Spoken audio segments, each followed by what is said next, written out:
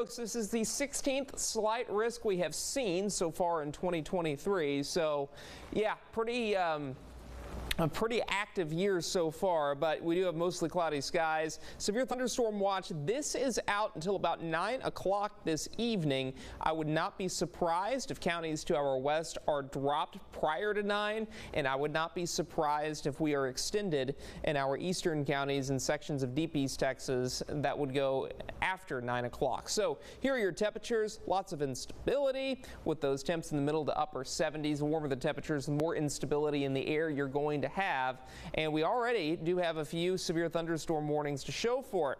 In north of Sulphur Springs in Hopkins County, right there along the Sulphur River, we do have a minimal severe thunderstorm warning moving in the direction of Red River County. Now further off to the south and to the west, the storm I'm most concerned with right now is this storm over Kaufman County. Eventually, the worst part of it is going to move into northern Van Zant County, and we could see some severe hail from Wills Point to Interstate 20 and then anywhere along the Van Zant-Kaufman County line there. So we're definitely keeping a close eye on this storm. I think the worst of it is moving through the city of Kaufman right now. Further off to the south, we're tracking some new development here right along the Trinity River in western Anderson County. That's going to be moving up into Henderson County here within the next few minutes. So again, for the most of East Texas, our main threats of severe weather are going to be for strong winds and large hail. That's the case through at least 6 o'clock, 7 o'clock. These storms start to move a little further off to the east. We'll be tracking storms across Smith County by 8, 9, 10 o'clock. By 9 o'clock, we do have storms beginning to develop in deep East Texas. Those will push off to the east. We have a lull for most of Friday morning. Could see an isolated pop-up storm in our northern counties through about 7, 8 o'clock in the morning, but the front's going to move through the area, and that could trigger a few more showers and thunderstorms in deep East Texas tomorrow afternoon. But the severe weather threat for right now is going to remain low through your Friday. So here we go. The two main threats, it's going to be the hail threat.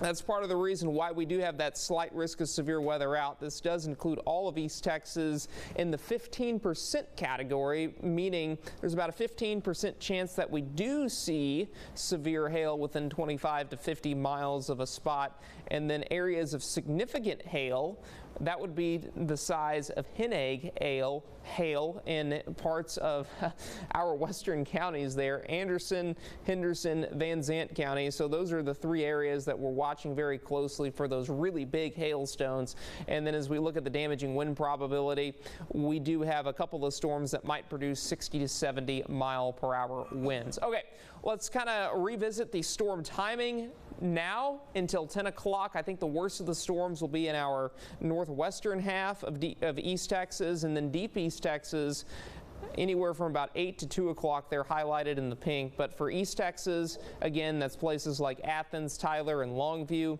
We're still going to see a few storms possibly early tomorrow morning, and then the threat does shift south to deep East Texas as we head into tomorrow afternoon. Here are the next 7 days. We are dry Saturday, temperatures in the middle 70s, 65 Sunday, 68 Monday, some storms possible Tuesday into Wednesday of next week. And then deep East Texas, similar trend. We will be tracking those storms for tomorrow afternoon, but most of that's out of there by Friday evening. Plenty of sunshine Saturday, and then additional chances of rain from Sunday into early next week. Neil? You're all over it. Thank you, sir. Up next, KTK's Live at 5.